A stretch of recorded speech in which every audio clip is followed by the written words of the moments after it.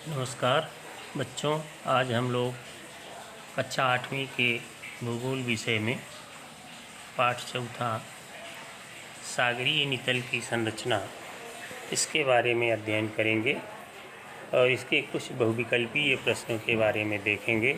तो आइए हम लोग शुरू करते हैं। बहुविकल्पीय प्रश्न।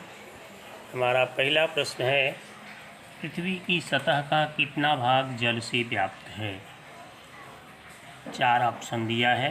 पहला 21%, दूसरा 17%, तीसरा 29% और चौथा 71%। हमारा सही उत्तर होगा ऑप्शन नंबर 4, 71%। स्पष्टीकरण हम लोग लिखेंगे इसका। पृथ्वी की सतह पानी और भूमि द्वारा व्याप्त है। 71% जल होने के बावजूद भी शुद्ध और पीने लायक जल बहुत ही कम मात्रा में है। अगला प्रश्न हमारा है, सागरीय नितल की संरचना किस आधार पर निश्चित की जाती है? 4 ऑप्शन दिया है। उपरोक्त सभी समुद्र तल से गहराई के आधार पर, अ और ब दोनों भूमि के आकार के अनुसार। तो हमारा सही उत्तर होगा अ और ब दोनों, अर्थात समुद्र तल से गहराई के आधार पर और भूमि के आकार के अनुसार। स्पष्टीकरण देख लेते हैं। इसका स्पष्टीकरण लिखेंगे।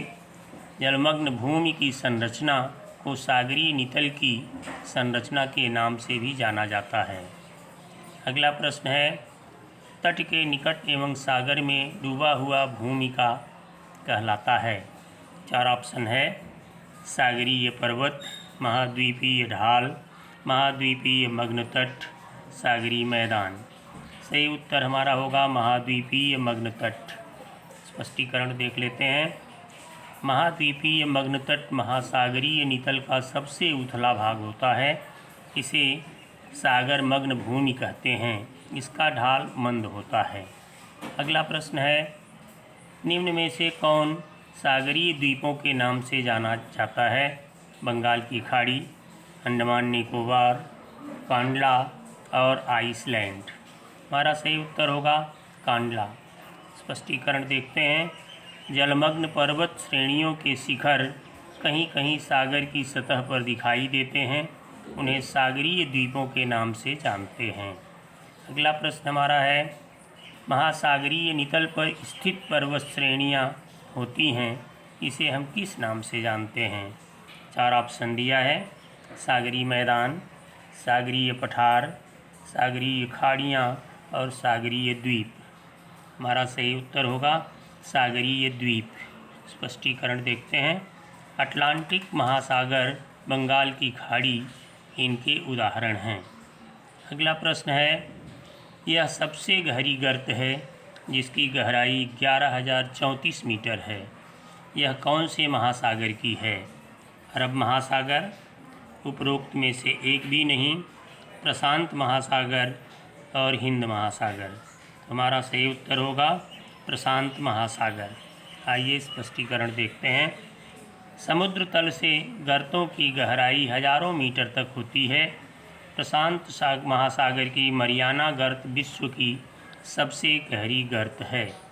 अगला प्रश्न हमारा है, सागरीय निक्षेपण में प्राणियों एवं वनस्पतियों के अवशेष का अनुपात कितना होता है? 20%, 50%, 40% और 30%। हमारा सही उत्तर होगा 30%। स्पष्टीकरण देखते हैं। सागरीय मैदानों में मृदा के अति सूक्ष्म कण बड़े पैमाने पर पाए जाते हैं। इस महीन कीचड़ को सागरीय पंख कहते हैं। अगला प्रश्न है, सागरीय नितल के समतल भाग को क्या कहते हैं? सागरीय पर्वत, सागरीय खाड़ियाँ, महाद्वीपीय मग्न तट और सागरीय मैदान। सही उत्तर हमारा होगा सागरीय मैदान।